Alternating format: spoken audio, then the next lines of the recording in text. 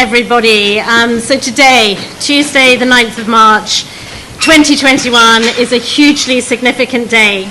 It marks the signing of an agreement which will enable the first return of recovered stolen money from the UK to Nigeria since we signed our MOU in 2016. So both from a professional and a personal perspective, I'm so pleased to see this money returning to where it belongs. The UK has been working really closely with the federal government of Nigeria to return this money, and I'm so pleased that this money will help to fund 3 infrastructure projects which will directly benefit the citizens of Nigeria. So the first is the Lagos to Ibadan Expressway, the second is the Abuja to Kano Road, and the third is the Niger Bridge. So we welcome very strongly the measures that the federal government of Nigeria has put in place, also to monitor these funds with support from an organisation called the Clean Foundation. It's very important that civil society can report back to the citizens of Nigeria and to show that these illicit funds that are now returned are being used effectively. So how much is at stake? Well, this first tranche of money is £4.2 million, and this has been recovered from the friends and family of a certain former governor of Delta State, known to you all, Mr. James Ibori. He was trusted by the people of Delta State to be their governor for 2 terms. Sadly, he did not deliver on his mandate. He stole money that should have been used for roads, for hospitals, and for other developmental purposes. So the federal government of Nigeria's anti-graft agencies have been working very hard with us to investigate James Ibori, and he was eventually located and faced a criminal trial in the UK. He pleaded guilty in a UK court, and he was given a prison sentence of 13 years.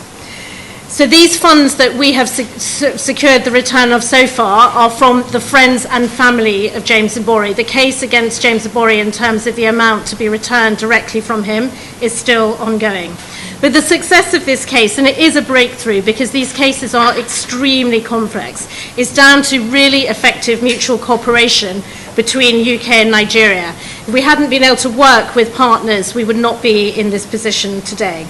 So I'm very proud of this case, and this is the small sort of scratching of the surface because, of course, corruption and illicit finance is not just a problem in Nigeria, it's a problem globally. So let me just say a word to put this into the global context.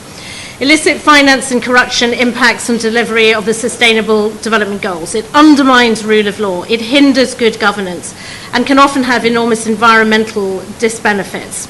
It's, of course, central to organised crime.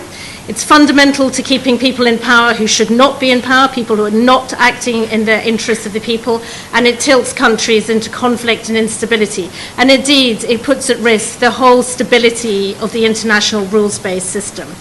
And in a global economy like the one we live in now, money flows very easily across borders. And the only way we can tackle these problems of illicit finance is if we work together based on the good practice that we've established here in Nigeria.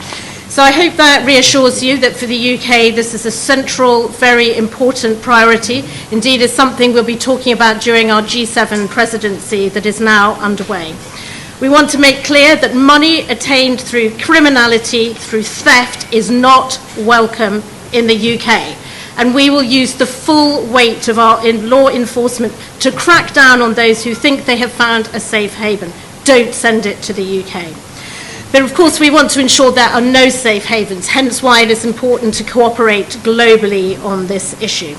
So we are fully committed to returning and recovering corruptly obtained assets. But this must be done with due legal process, and I know it's frustrating, I'm frustrated, the time it takes, but it's important that we follow the due process and the law so that the funds can actually be brought back and legally returned to the benefit of the people of Nigeria. So in closing, I want to take the opportunity again to say a huge thank you to our partners in the federal government of Nigeria. And as High Commissioner for my remaining 2 years in post, I will continue to make this a huge priority for me. Thank you very much for listening this morning. Being the 9th day of March 2021, we are at the threshold of another major milestone in our determined quest as a nation to attain full recovery of all looted assets, prevent abuse of recovered assets, and also to ensure optimal utilization of such recovered assets for the benefit of our deserving citizens. I wish to remark that today's ceremony and the recoveries attached thereto has again underscored the fact that the international cooperation and mutual trust can yield great benefits for the citizenry in developing countries who are the direct victims of acts of corruption. Hence, the government of Nigeria and the United Kingdom have concluded negotiations for the return of £4.2 million to Nigeria pursuant to the Memorandum of Understanding earlier executed by the two governments in 2016. It is to be recalled that the Nigerian government had all along provided the required mutual assistance and backup to the British authorities while the prosecution of James Ibori lasted in London, and today we are rightfully taking benefit of that cooperation.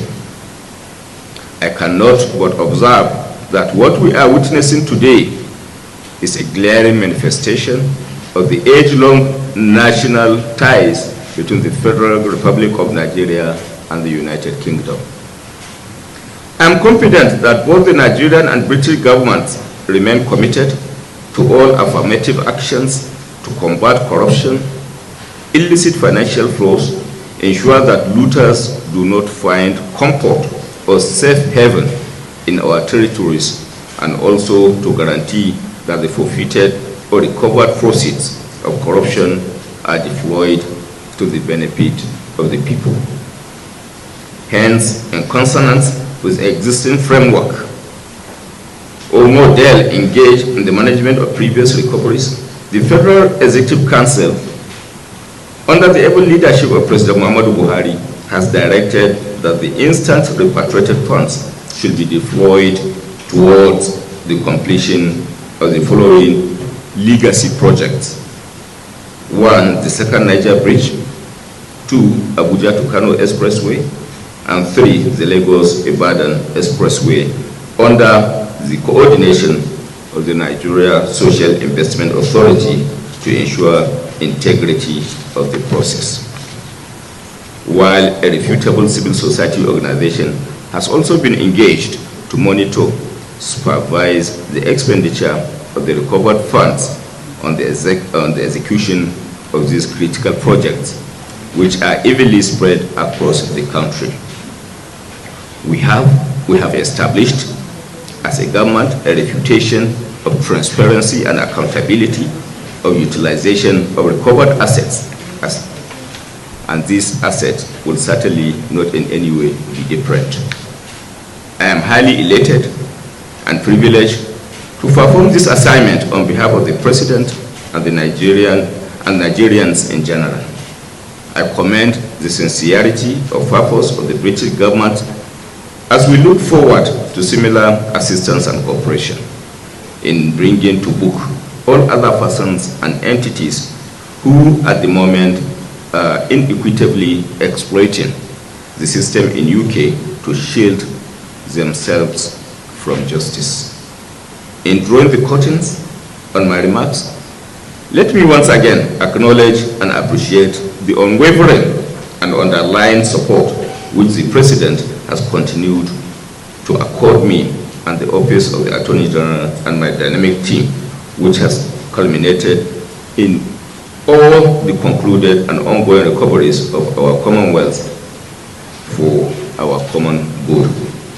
Thank you all for